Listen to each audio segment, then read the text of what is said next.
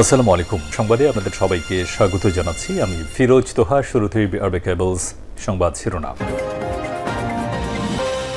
বাংলাদেশের সর্বশেষ গুরুত্বপূর্ণ আপডেট সংবাদে আপনাকে স্বাগত। শুরুতেই সংবাদ শিরোনাম, পরে বিস্তারিত। শুরুতেই জানাবো, বুয়েটের ছাত্র আবরার হত্যা, কারাগার থেকে পালিয়েছে ফাঁসির আসামি জেমি। বাংলাদেশ প্রকৌশল বিশ্ববিদ্যালয় বুয়েটের শিক্ষার্থী আবরার ফাহাদ হত্যার দায়ে ফাঁসির মৃত্যুদণ্ডপ্রাপ্ত আসামি মুনতাসির আল জেমি কারাগার থেকে পালিয়েছে বলে জানিয়েছেন আবরারের ছোট ভাই আবরার ফায়াজ। গত ৫ আগস্টের পর এই ঘটনা ঘটেছে বলে জানিয়েছেন তিনি। এরপর জানাবো, আবরার হত্যায় মৃত্যুদণ্ডপ্রাপ্ত জেমির কারাগার থেকে পলায়নের ঘটনায় মধ্যরাতে উত্তাল বুয়েট। বাংলাদেশ প্রকৌশল বিশ্ববিদ্যালয় বুয়েটের শিক্ষার্থী আবরার ফাহাদ হত্যার দায়ে ফাঁসির মৃত্যুদণ্ডপ্রাপ্ত আসামি মুনতাসির আল জেমির কারাগারের কন্ডেম সেল থেকে পলায়নের ঘটনায় গভীর রাতে উত্তাল বুয়েট ক্যাম্পাস। সোমবার ২৪শে ফেব্রুয়ারি রাত 11:30টায় শিক্ষার্থীরা বুয়েটের শহীদ মিনার থেকে বিক্ষোভ মিছিল বের করেন। এদিকে কন্ডেম সেল থেকে আবরার হত্যা মামলার আসামি পলায়ন, যা জানালো কারা অধিদপ্তর। বাংলাদেশ প্রকৌশল বিশ্ববিদ্যালয় বুয়েটের শিক্ষার্থী আবরার ফাহাদ হত্যাতে ফাঁসির মৃত্যুদণ্ডপ্রাপ্ত আসামি মুনতাসির আল জেমির কারাগারে কন্ডেম সেল থেকে পলায়নের ঘটনায় অবশেষে মুখ খুলেছে কারা কর্তৃপক্ষ। এ বিষয়ে গুরুত্বপূর্ণ সংবাদ জানাবো, সঙ্গেই থাকুন। এবারে জানাবো, বিএনপি নেতা আব্দুল্লাহ আল নোমান আর নেই। বাংলাদেশ জাতীয়তাবাদী দল বিএনপির ভাইস চেয়ারম্যান, সাবেক মন্ত্রী ও এমপি বীর মুক্তিযোদ্ধা আব্দুল্লাহ আল নোমান ইন্তেকাল করেছেন। ইন্না লিল্লাহি ওয়া ইন্না ইলাইহি রাজিউন। এদিকে জাতীয় নির্বাচনের আগে স্থানীয় নির্বাচন হতে দেব না বললেন ফখরুল। বিএনপি মহাসচিব মির্জা ফখরুল ইসলাম আলমগীর বলেছেন, জাতীয় নির্বাচনের আগে দেশবাসী স্থানীয় সরকারের নির্বাচন মেনে নেবে না, বিএনপি ওই নির্বাচন হতে দেবে না। ২৪শে ফেব্রুয়ারি ধামরাই পৌর শহরের যাত্রাবাড়ি মাঠে ঢাকা জেলা বিএনপি আয়োজিত সমাবেশে প্রধান অতিথির বক্তব্যে সব কথা বলেছেন তিনি।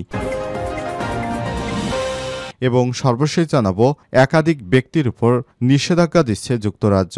নেপথ্যে যে কারণ, একাধিক ব্যক্তির উপর অবশেষে নিষেধাজ্ঞা আরোপ করতে যাচ্ছে যুক্তরাজ্য।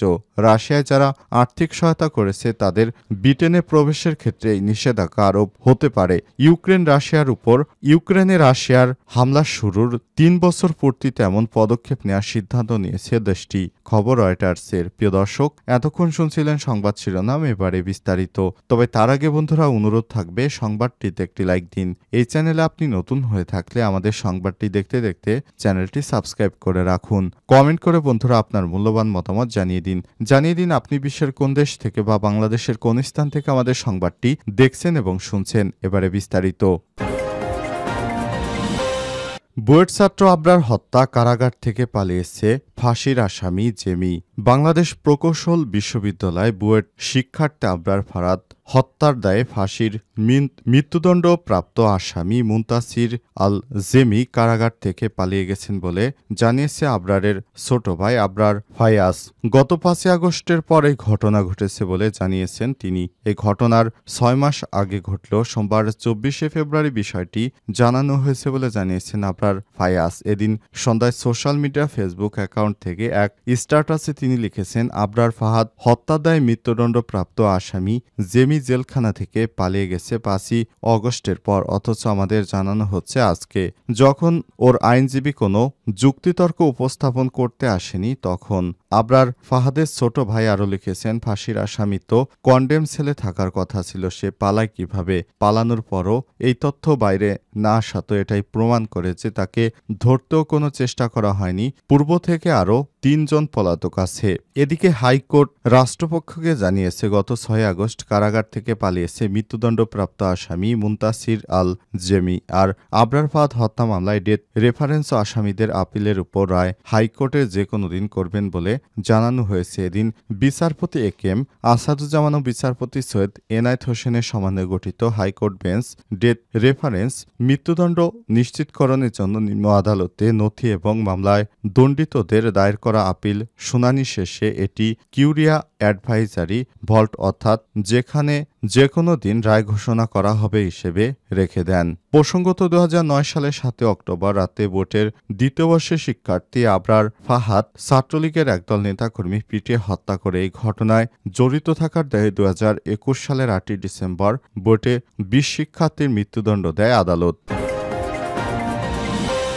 আবরার হত্যায় মৃত্যুদণ্ডপ্রাপ্ত জেমির কারাগার থেকে পলায়ন, মধ্যরাতে উত্তাল বুয়েট। বাংলাদেশ প্রকৌশল বিশ্ববিদ্যালয় বুয়েটের শিক্ষার্থী আবরার ফাহাদ হত্যার দায়ে ফাঁসির মৃত্যুদণ্ডপ্রাপ্ত আসামি মুনতাসির আল জেমির কারাগারের কন্ডেম সেল থেকে পলায়নের ঘটনায় গভীর উত্তাল বুয়েট ক্যাম্পাস। সোমবার 24 ফেব্রুয়ারি রাত 11:30টায় শিক্ষার্থীরা বুয়েটের শহীদ মিনার থেকে বিক্ষোভ মিছিল বের করেন। পলাশীর মোড় ভিসি চত্বর হয়ে ঢাকা বিশ্ববিদ্যালয়ের রাজু ভাস্কর্য পাদদেশ শেষে মিছিলটি এক সমাবেশে মিলিত হয়। পরে দিবাগত রাত 12টার দিকে সেখানে এক সংবাদ সম্মেলন করেন বুয়েটের শিক্ষার্থীরা। সময় শিক্ষার্থীরা ফাঁসির দড়ি ঝোলাই দিয়ে সব খুনিদের গর্দানে ফাঁসি ফাঁসি ফাঁসি চাই, খুনিদের ফাঁসি চাই, আবরা ভাইয়ের রক্ত বৃথা যেতে দেব না, আমার ভাই কবরে, খুনি কেন বাহিরে, জুলাইয়ের 24, action to action, direct action, ক্ষমতা না জনতা, জনতা জনতা, আপোষ না সংগ্রাম, সংগ্রাম সংগ্রাম, জুলাইয়ের হাতিয়ার, গর্জে উঠুক আরেকবার ইত্যাদি স্লোগান দিতে থাকেন।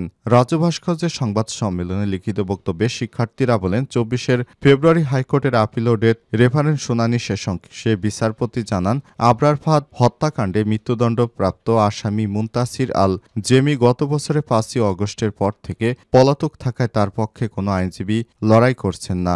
এই দৃষ্টান্ত শহীদ আবরারের ফাহাদের সঙ্গে প্রতারণা এবং বাংলাদেশের বিচার ব্যবস্থার ইতিহাসের নিকৃষ্টতম ঘটনা বলেও মন্তব্য করেছেন শিক্ষার্থীরা। কন্ডেম সেল থেকে আবরার হত্যার আসামি পলায়ন, যা জানালো কারা অধিদপ্তর। বাংলাদেশ প্রকৌশল বিশ্ববিদ্যালয় বুয়েটের শিক্ষার্থী আবরার ফাহাদ হত্যার দায়ে ফাঁসির মৃত্যুদণ্ডপ্রাপ্ত আসামি মুনতাসির আল জেমির কারাগারে কন্ডেম সেল থেকে পলায়নের ঘটনা অবশেষে মুখ খুলেছে কারা কর্তৃপক্ষ। সোমবার গভীর রাতে কারা অধিদপ্তরের সহকারী কারা মহাপরিদর্শক উন্নয়ন মোহাম্মদ জান্নাতুল ফারা স্বাক্ষরিত এক সংবাদ বিজ্ঞপ্তিতে বিষয়টি আনুষ্ঠানিকভাবে বক্তব্যে জানিয়েছে কারাগার অধিদপ্তর। বিজ্ঞপ্তিতে বলা হয়েছে, আবরার হত্যা মামলার মৃত্যুদণ্ডাদেশ প্রাপ্ত বন্দী কারাগার থেকে পলায়ন সংক্রান্ত সংবাদের প্রতি কারা কর্তৃপক্ষের দৃষ্টি আকর্ষিত হয়েছে। জনমনে বিভ্রান্তি নিরসনের লক্ষ্যে কারা কর্তৃপক্ষ এই মর্মে সবার অবগতির জন্য জানাচ্ছে যে সংশ্লিষ্ট মৃত্যুদণ্ডাদেশ প্রাপ্ত বন্দী কয়েদি মুনতাসির আল জেমি গত 6 আগস্ট গাজীপুরের হাই সিকিউরিটি কেন্দ্রীয় কারাগার থেকে 202 জন বন্দীর সঙ্গে একত্রে 87 জন মৃত্যুদণ্ডাদেশ প্রাপ্ত বন্দীসহ পালিয়ে গেছে। এই বিষয়টিতে গাজীপুরে একটি মামলা হয়েছে। কারা কর্তৃপক্ষ আরও জানায়, সব কর্তৃপক্ষের সম্মিলিত প্রচেষ্টা ইতিমধ্যে 35 জন মৃত্যুদণ্ডপ্রাপ্ত বন্দীসহ 51 জনকে গ্রেপ্তার করে কারাগারে আবার ফিরে আনা হয়েছে। আইন শৃঙ্খলা রক্ষাকারী বাহিনী কর্তৃক সংশ্লিষ্ট বন্দীকে গ্রেপ্তারে প্রচেষ্টা অব্যাহত রয়েছে। আবরার হত্যা মামলায় কারাগারে থাকা বিভিন্ন দণ্ডে দণ্ডিত 22 জন কারাবন্দী, বর্তমানে 21 জন বন্দী কারাগারে আটক রয়েছে বলেও বিজ্ঞপ্তিতে জানানো হয়েছে। বিএনপি নেতা আব্দুল্লাহ আল নোমান আর নেই। বাংলাদেশ জাতীয়তাবাদী দল বিএনপির ভাইস চেয়ারম্যান, সাবেক মন্ত্রী ও এমপি বীর মুক্তিযোদ্ধা আব্দুল্লাহ আল নোমান ইন্তেকাল করেছেন। ইন্না লিল্লাহি ওয়া ইন্না ইলাইহি রাজিউন। মঙ্গলবার 25 ফেব্রুয়ারি সকাল 6টায় রাজধানীর একটি হাসপাতালে মারা যান তিনি। আব্দুল্লাহ আল নোমান ব্যক্তিগত সহকারী নুরুল আজিম হিরু বিষয়টি নিশ্চিত করে জানান, সকালে নাস্তার পর আব্দুল্লাহ আল নোমান কিছুটা অসুস্থ বোধ করলে তাকে ঢাকার স্কয়ার হাসপাতালে নিয়ে যাওয়া হয়। সেখানে কর্তব্যরত চিকিৎসক ওনাকে মৃত ঘোষণা করেছেন। আব্দুল্লাহ আল নোমান 1991 সালে চট্টগ্রামের কোতোয়ালি এলাকা থেকে প্রথম সংসদ সদস্য নির্বাচিত হন। 1991 সালে নির্বাচনে বিজয় হওয়ার পর মৎস্য প্রাণী সম্পদ মন্ত্রণালয় এবং 2001 সালে নির্বাচনে বিজয় হওয়ার পর খাদ্য মন্ত্রণালয়ের মন্ত্রী হিসেবে দায়িত্ব পালন করেন। 60-এর দশকের শুরুতে হামিদুর রহমান শিক্ষা কমিশনের বিরুদ্ধে আন্দোলন করতে গিয়ে নোমান যোগ দেন ছাত্র ইউনিয়নে। মেননপন্থী ছাত্র ইউনিয়ন চট্টগ্রাম মহানগরীর সাধারণ সম্পাদক ও বৃহত্তর চট্টগ্রামের এবং কেন্দ্রীয় সাংগঠনিক সম্পাদকের দায়িত্ব পালন করেন তিনি। ছাত্রজীবন শেষে মাওলানা আব্দুল হামিদ খান ভাসানীর হাত ধরে যোগ দেন শ্রমিক রাজনীতিতে। পূর্ব বাংলা শ্রমিক ফেডারেশন ও সহ সভাপতি ছিলেন তিনি। গোপনে ভাসানী পন্থী ন্যাপের রাজনীতির সঙ্গেও জড়িত হন। 1970 সালে তাকে ন্যাপের কেন্দ্রীয় সাংগঠনিক সম্পাদক করা হয়। 1971 সালে মুক্তিযুদ্ধে যোগ দেন। যুদ্ধ শেষে আবারও ন্যাপের রাজনীতিতে সক্রিয় হয়ে ওঠেন তিনি। জিয়াউর রহমান বিএনপি গঠনের 1981 সালে যোগ দেন দলটিতে।